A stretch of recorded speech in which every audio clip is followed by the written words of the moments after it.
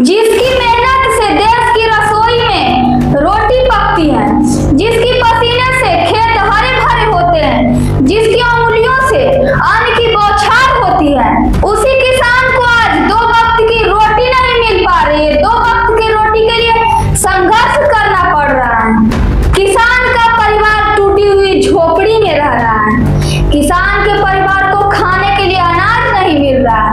आज भारत का अन्नदाता कर्ज में डूबा हुआ है। कभी सूखा तो कभी बाढ़, कभी फसल का गिरा हुआ दाम तो कभी बिचौलियों का शोषण, और जब कुछ नहीं बचता तो एक और कफन बांधता है आत्महत्या का। सरकार कहती है किसानों की आय दुगनी करेंगे, लेकिन असलियत यह है कि किसान का उम्मीद आधी हो चुकी है और जिंदगी अधूरी।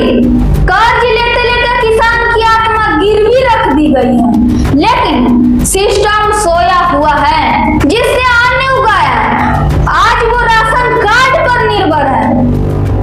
सड़क पर प्रदर्शन करता है तो उसे मार लाठी के भगा दिया जाता है। जब वो अपनी आवाज उठाता है तो उसे आतंकवादी कहा जाता है।